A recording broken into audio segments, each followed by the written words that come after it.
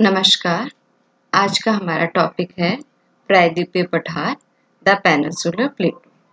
भारत के प्रमुख भौतिक विभाग main physical divisions of India. Bharat को 5 भागों में बांटा जा सकता है। इसके 5 धरातलीय भागों में इसको बांटा जा सकता है। हिमालय पर्वत, द हिमालयन माउंटेन्स, उत्तरी भारत का विशाल मैदान, the great plains of north India, प्रायद्वीपीय पठार द पेनिनसुलर प्लेटो, तटीय प्रदेश द कोस्टल प्लेन, भारतीय द्वीप इंडियन ओशन। भारत के संपूर्ण क्षेत्रफल का 10.7% भाग क्या है? पर्वतीय है, माउंटेन्स है। 18.6% भाग पहाड़ी है, हिल्स है, हिली एरिया है। 27.7% भाग पठारी है, प्लेटो एरिया है। 43% भाग इसका मैदानी है, प्लेन एरिया है। ये भारत का मानचित्र दिया हुआ है। उत्तर की ओर आपका हिमालय पर्वत है, बीच में आपका उत्तरी गंगा का विशाल मैदान, उत्तरी भारत का मैदान आ जाता है, और दक्षिण की ओर आपका प्रायद्वीपीय पठार आ जाता है। प्रायद्वीपीय पठार द पेनिनसुलर प्लेटो। भारत का प्रायद्वीपीय पठार एक अनियमित त्रिभुजाकार आकृति का है, इर्रेगुलर है, ट्रायंगुलर इसकी शेप है, जिसका आधार उत्तर की ओर है। जो इसका बेस है वो उत्तर की ओर है और शीर्ष दक्षिण में कन्याकुमारी द्वारा बनाया जाता है। जो इसका एपेक्स है वो आपके दक्षिण की ओर है, कन्याकुमारी की तरफ है, और ये तीनों ओर समुद्र से घिरा हुआ है। संपूर्ण प्रायद्वीपीय पठार गोंडवाना लैंड का ही एक भाग है, जिसकी औसत ऊंचाई 600 से लेकर 900 मीटर है। ये भारत का सबसे बड़ा पठार है, जिसका क्षेत्रफल लगभग 10 लाख वर्ग किलोमीटर है। प्रायद्वीपीय पठार के अंतर्गत दक्षिणी पूर्वी राजस्थान आ जाता है, छत्तीसगढ़ आ जाता है, आंध्र प्रदेश के पश्चिमी भाग आ जाते हैं, झारखंड आ जाता है, महाराष्ट्र, उड़ीसा, कर्नाटक, केरल एवं अधिकांश तमिलनाडु राज्य के प्राचीन पठारी भाग सम्मिलित है। ये स्टेट्स, ये राज्य इसके अंदर आ जाते हैं। इन राज्यों के अंदर आपका प्रायद्वीपीय पठार फैला हुआ है। प्रायद्वीपीय पठार प्राचीनतम कठोर चट्टानों का बना हुआ है। इसकी लंबाई 1700 किलोमीटर है, जो उत्तर में राजस्थान से लेकर दक्षिण में कन्याकुमारी तक है। इसकी जो चौड़ाई है 1400 किलोमीटर है, जो पश्चिम में गुजरात से लेकर पूर्व में पश्चिम बंगाल तक है। कहाँ से स्टार्ट हो रहा है? वेस्ट के अंदर गुजरात से लेके ईस्ट के अंदर पश्चिम बंगाल तक। मेघालय में मेघालय पठार भी प्रायद्वीपीय पठार का ही उत्तर पूर्वी भाग है। जो मेघालय का पठार है वो भी किसका भाग है? मेघालय के अंदर मेघालय का पठार है, वो भी प्रायद्वीपीय पठार का ही उत्तरी पूर्वी भाग है। ये पठार काफी कटा-पटा है तथा यहाँ कहीं नदियां, यहाँ कहीं पहाड़ियां एवं नदियां स्थित है। नर्मदा सोन नदियों ने इस पठार को कई छोटे छोटे पठारों में बांट दिया है।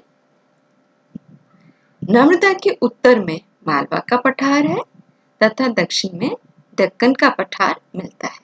जो नर्मदा नदी है उसके उत्तर की तरफ कौन सा पठार हुआ? मालवा का पठार, और दक्षिण में दक्कन का पठार मिलता है। सोन नदी के पूर्व में छोटा नागपुर पठार स्थित है। गंगा नदी के पूर्व में मेघालय का पठार इससे अलग थलग हो गया है। यहाँ पे प्लेटो एरियाज हमें दिखा हुए हैं।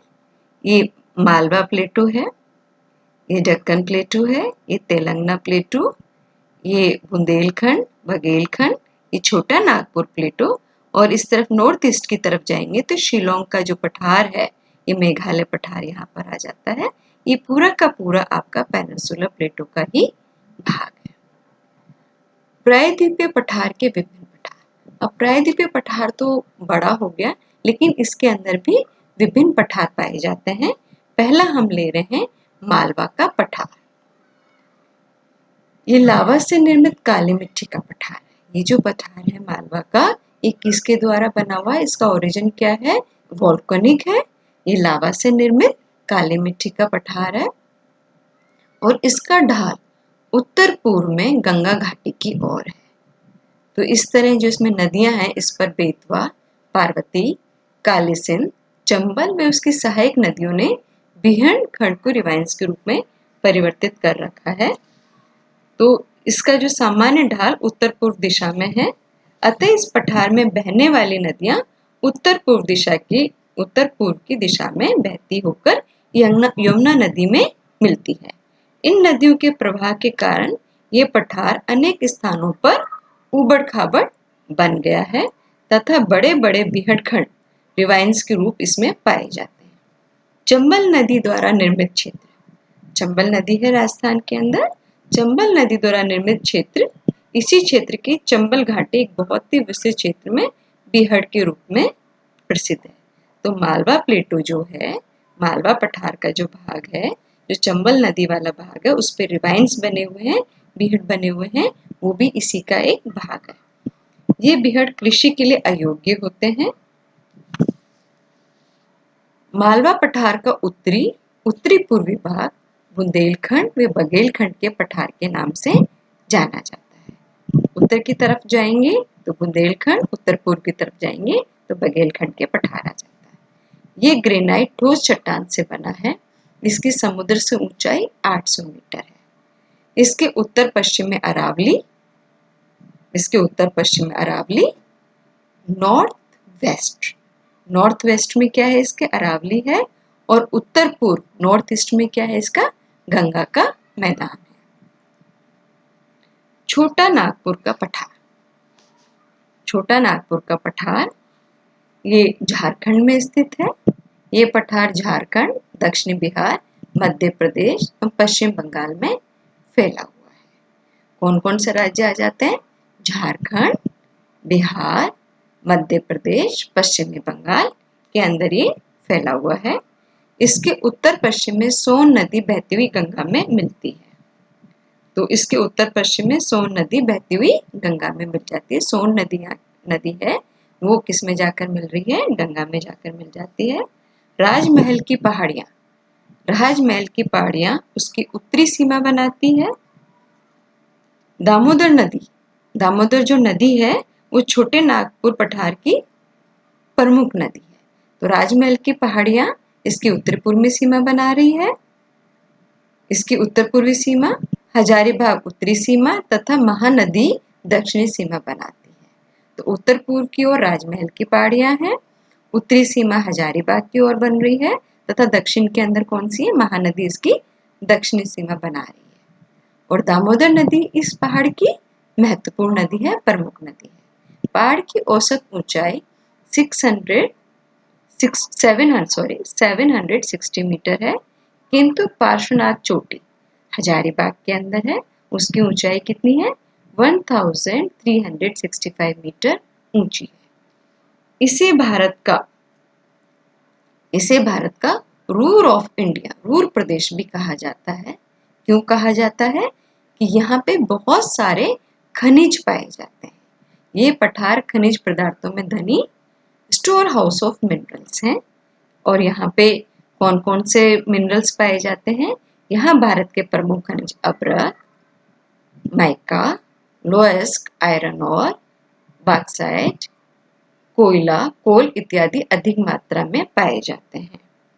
यहाँ पर गोंडवाना युग के कोयला भंडार हैं, जो भारत का लगभग 3/4 कोयला प्रदान करता है। तो यहाँ पे कोयला बहुत ज्यादा पाया जाता है, कोल बहुत ज्यादा पाया जाता है। और जो चट्टानें हैं ग्रेनाइट, वो नीच चट्टानें यहाँ पर पाई जाती है। दामोदर जो घाटी है, दामोदर नदी यहाँ की प्रमुख नदी है। तो दामोदर घाटी एक ब्रंश फॉल्ट के रूप में है। ये कई छोटे छोटे पठारों में बटा हुआ है। कई छोटे छोटे पठार है इसके अंदर, जैसे उत्तर में हजारीबाग व दक्षिण में रांची का पठार है। फिर आ जाता है मेघालय का पठार। ये नॉर्थ ईस्ट की ओर है मेघालय का पठार। इसे शिलोंग पठार भी कहते हैं। तो मेघालय का पठार है, उसका दूसरा नाम क्या है? शिलोंग पठार। यहाँ की जो चट्टानें हैं किसकी जैसी है? छोटे नागपुर पठार की चट्टानें जैसी है। ये पहाड़ियां उत्तर पूर्व दिशा में मिक्किर पहाड़ियों के नाम से फैली हुई है। तो जो मेघालय का पठार है वो उत्तर पूर्व दिशा में जो इसकी कौन सी पहाड़ियां पाई जाती है? मिक्किर पहाड़ियां पाई जाती है। इस पठार का उत्तरी ढाल खड़ा ढाल है, स्ट्रिप है, जहां से ब्रह्मपुत्र नदी बहती है, तथा दक्षिण ढाल धीमा ढाल है। गारो खासी जयंतीय यहाँ की प्रमुख पहाड़ियां हैं। चौथा आ जाता है दक्कन का पठार, दक्कन प्लेटो। ये प्रायद्वीपीय पठार की सबसे बड़ी इकाई है। इसके उत्तर पश्चिम में सतपुड़ा, विंध्याचल, उत्तर में महादेव, नॉर्थ वेस्ट में क्या हुआ? सतपुड़ा और विंध्याचल पर्वत, विंध्याचल। उत्तर में महादेव, नॉर्थ की तरफ महादेव मेका हिल्स, पूर्व में पूर्वी घाट, ईस्ट के अंदर आपका हो गया ईस्टर्न घाट्स, तथा पश्चिम में पश्चिमी घाट इसकी सीमा बनाते हैं। वेस्ट के अंदर कौन सीमा बना रहा है? वेस्टर्न घाट्स। इसका जो ढाल है, इसका ढाल पश्चिम से पूरब की ओर है। इसकी औसत ऊंचाई 600 मीटर है, लेकिन दक्षिण में 1000 मीटर तक भी है। महानदी गोदावरी, कृष्णा, कावेरी इसकी प्रमुख नदियां हैं। इन नदियों ने अपनी घाटियों को काफी गहरा कर दिया है और समुच्चय दक्षिणी पठार को कई छोटे छोटे पठारों में विभक्त कर दिया है। ये जो नदियां हैं, महानदी, गोदावरी, कृष्णा, कावेरी, इन्होंने इसको कई छोटे छोटे पठारों में बांट दिया है। जैसे महाराष्ट्र का पठार, ये महाराष्ट्र में स्थित है और दक्कन पठार का ही उत्तरी भाग बनाता है। इसके उत्तर में कौन सी नदी है? तापी, और दक्षिण में कौन सी नदी है? गोदावरी। इसके उत्तर में तापी, उत्तर नॉर्थ में तापी एंड साउथ के अंदर गोदावरी नदी है। यहाँ ज्यादातर चट्टानें बेसाल्ट की है जो लावा के द्वारा उत्पन्न हुई है, इसलिए लावा, ये पठार लावा द्वारा निर्मित है। क्या इसका ओरिजिन है? इसका ओरिजिन आपका वोल्केनिक है, लावा है। ये पूरा प्रदेश काली कपासी मिट्टी, जिसे रेगड़ मिट्टी के द्वारा फैला हुआ है। ब्लैक सॉइल है यहाँ पे, जिसे हम रेगड़ मिट्टी भी कहते हैं। और ये किसके लिए पाई जाती है? कपास के लिए। कॉटन यहाँ पर उगाई जाती है, उसके लिए है।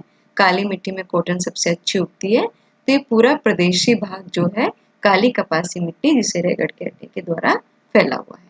तापी नदी के दक्षिण में अजंता की पहाड़ियां हैं। तो अजंता की जो पहाड़ियां हैं वो कहाँ है?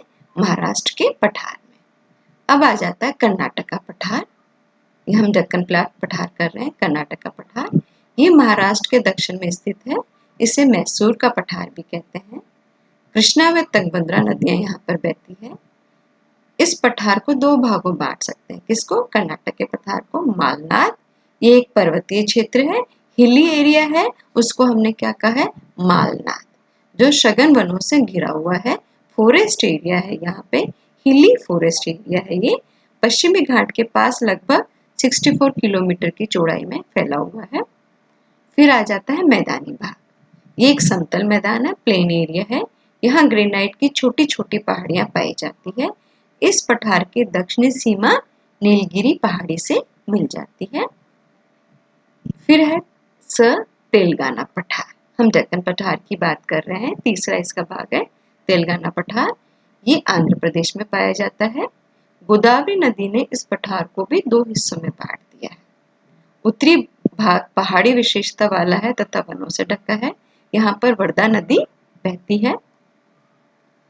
दक्षिणी भाग पर उर्मिल मैदान मिलते हैं, प्लेन एरिया है। निचले समतल भागों में बड़े बड़े नगर मिलते हैं, जैसे हैदराबाद और सिकंदराबाद। इस पठार के दक्षिण में कृष्णा नदी मिलती है, कृष्णा नदी बहती है। कृष्णा नदी के दक्षिण में रायलसीमा का पठार स्थित है। ये पेनिनसुलर प्लेटो का रिलीफ दिया हुआ है। इसमें माउंटेन्स बताए हुए हैं, पीक्स बताए हुए हैं, पासेस बताए हुए हैं, पहाड़ियां बताई हुई है, चोटी बताई हुई है पहाड़ों की, और दर्रे बताए हुए हैं पूरे इसके अंदर। ये अरावली पहाड़ी बताई हुई है। अरावली पहाड़ी की सबसे ऊंची चोटी गुरु शिखर बता रखा है। विंध्याचल रेंज बता रखी है, सतपुड़ा रेंज बता रखी है, ताल घाट बता रखा है, भोर घाट बता रखा है, दक्कन प्लेटो है ये कर्नाटक प्लेटो है, ये आपका पूरा का पूरा वेस्टर्न घाट्स आ जाते हैं, ये ईस्टर्न घाट्स है, नीचे की तरफ ये नीलगिरी है, ये दोदा बेटा है, ये अन्नामुदी जो सबसे ऊंची चोटी है दक्षिण की, वो अन्नामुदी दक्षिण के अंदर यहाँ पर है। प्रायद्वीपीय पठार के पर्वत तथा पहाड़ियां। प्रायद्वीपीय प्राचीन पठारी भूभाग होने के कारण डेनुडेशन की क्रियाओं से सबसे अधिक प्रभावित है। यहाँ पर अपरदन होता है और इसके कारण क्या है, इसके अंदर डेनुडेशन हो रहा है, अपरदन इसके अंदर हो रहा है। अरावली पहाड़ियां इसी प्रकार के उसकी उदाहरण है, पर्वतों का उदाहरण है।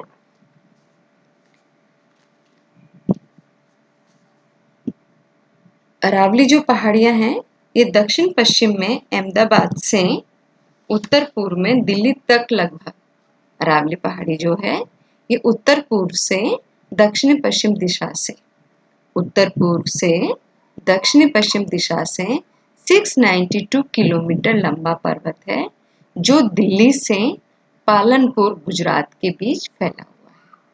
ये उत्तर पूर्व से दक्षिण पश्चिम दिशा में north east to south west, north east to south west दिशा में 692 किलोमीटर लंबा पर्वत है जो दिल्ली से पालनपुर गुजरात के बीच फैला हुआ है। इस श्रेणी की औसत ऊंचाई 300 से 900 मीटर के बीच पाई जाती है। इसकी सबसे ऊंची चोटी का नाम गुरु शिखर है जो 1722 मीटर ऊंचा है। ये आबू पर्वत पर स्थित है। इसकी सबसे ऊंची चोटी आबू के निकट गुरु शिखर है जो 1722 मीटर ऊंची है। ये पर्वत श्रेणी जल विभाजक के रूप में काम करती है, एक एक्ट एंड वाटर डिवाइड। फिर आ जाता है विंध्याचल पर्वतमाला। बुंदेलखंड के दक्षिण में तथा मालवा के पूर्व में विंध्याचल पर्वतमाला एक कगार स्कार्पलैंड के रूप में पूर्व से पश्चिम की ओर फैली हुई है। स्कार्पलैंड के रूप में है, एक कगार के रूप में है, पूर्व से पश्चिम की ओर फैली है। इसके दक्षिण में नर्मदा नदी बहती है। आगे चलकर ये उत्तर पूर्व दिशा में मुड़ जाती है और बारनेट, कैमूर एवं पार्श्वनाथ श्रेणियों के नाम से जानी जाती है। ये पर्वतमाला गंगा नदी के क्रम को दक्षिणी भारत की नदियों के क्रम से अलग करती है।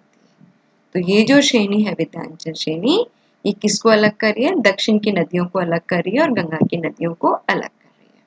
इसकी ऊंचाई, इसकी औसत ऊंचाई 750 से लेके 1200 मीटर है। फिर आ जाती है सतपुड़ा श्रेणी। ये श्रेणी विंध्य के दक्षिण में एवं नर्मदा एवं तापी नदियों के बीच में फैली है। सतपुड़ा जो श्रेणी है विंध्य श्रेणी के दक्षिण में है और नर्मदा एवं तापी नदियों के बीच में फैली है। ये पर्वतमाला पश्चिम में राजपीपला की पहाड़ियों से आरंभ होती है तथा पूर्व उत्तर पूर्व में आगे महादेव, मेकाल पहाड़ियों के नाम से नागपुर पठार तक फैली हुई है। पचमढ़ी में धूपगढ़ इसकी सबसे ऊंची चोटी है। तो सतपुड़ा की सबसे ऊंची चोटी कौन सी हुई? पचमढ़ी में धूपगढ़, 1350 मीटर इसकी ऊंचाई है, सबसे ऊंची चोटी है। और इसकी जो दूसरी जो ऊंची चोटी है वो है अमरकंटक, जिसकी ऊंचाई 1127 मीटर है और यहीं से नर्मदा नदी का उद्गम होता है। इसकी औसत ऊंचाई 1030 मीटर है। फिर आ जाता है पश्चिमी घाट। पश्चिमी घाट का दूसरा नाम क्या है? वेस्टर्न घाट, और इसका दूसरा नाम क्या है? सह्याद्री। इसकी औसत ऊंचाई, एवरेज जो इसकी हाइट है वो 1200 मीटर है। ये दक्कन के पठार की पश्चिमी सीमा बनाते हुए, जो आपका दक्कन का पठार है उसकी पश्चिमी सीमा बनाते हुए पश्चिमी तट के काफी समीप एवं समांतर फैली हुई है, पैरेलल है। ये उत्तर में तापी नदी घाटी के दक्षिण से लेकर दक्षिण से लेकर दक्षिण में 1600 किलोमीटर में कन्याकुमारी तक फैले हुए हैं। यहाँ अधिकतम वर्षा होती है एवं सदाबहार वन पाए जाते हैं, एवरग्रीन फॉरेस्ट पाए जाते हैं। इसके दक्षिण में कई पहाड़ियां हैं जिसमें नीलगिरी, अन्नामलाई, पालनी तथा इलायची पहाड़ियां हैं। पालनी तथा इलायची पहाड़ियां हैं। अन्नामलाई पहाड़ियों में स्थित अन्नामलाई पहाड़ियों में जो अन्नामलाई पहाड़ियां हैं उसमें जो उसका पीक है कौन सा है? अन्नाईमुदी।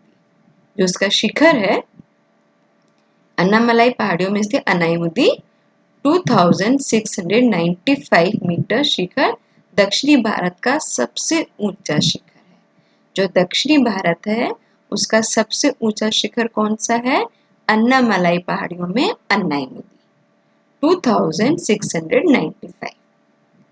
और दूसरा कौन सा आ गया? नीलगिरी में स्थित दोदा बेटा। नीलगिरी में स्थित दोदा बेटा 2637 मीटर इसका दूसरा स्थान है। सेकंड हाईएस्ट पीक जो सदर्न इंडिया का है वो कौन सा है? नीलगिरी में दोदा बेटा। इसमें 4 दर्रे पाए जाते हैं, थालघाट मुंबई से नासिक, घोरघाट मुंबई से पुणे चेन्नई, पालघाट केरल से तमिलनाडु, शैनकोट मदुराई से तिरुवनंतपुरम। पूर्वी घाट, ये घाट दक्षिणी पठार के पूर्वी किनारे पर स्थित है। ये उड़ीसा के उत्तर पूर्वी भाग में महानदी की घाटी से आरंभ होकर बंगाल की खाड़ी के समांतर चलता है, वह नीलगिरियों की पहाड़ियों में पहुंच जाता है। ये 1300 किलोमीटर लंबा है। महेंद्रगिरी 5001 इस क्षेत्र की सबसे ऊंची चोटी है। कृष्णा और पेनारू नदियों के बीच में नन्नामलाई पहाड़ियां स्थित है। अब आ जाता है प्रायद्वीपीय पठार का महत्व।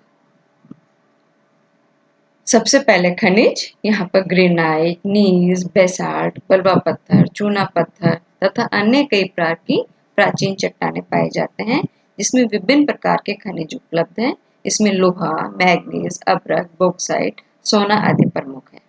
भारत का काफी प्रतिशत कोयला यहाँ पे ही पाया जाता है जो गोंडवाना युग का है।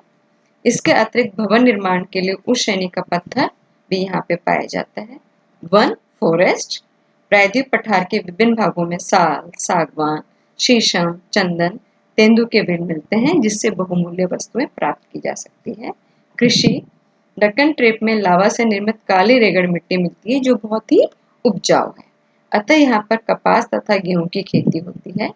पठार के अन्य भागों में चाय, टी, कहवा, कॉफी, रबर, गरम मसाले आदि की खेती होती है। जल विद्युत है। पहाड़ों में प्रभावित होने वाली कई नदियां नीचे उतरते समय झरने बहती है जिससे जल विद्युत का उत्पादन होता है। और स्वास्थ्यवर्धक स्थान, हिल स्टेशन, इस पे कई हिल स्टेशन हैं जैसे ऊटी, पचमढ़ी, महाबलेश्वर इत्यादि। Thank you.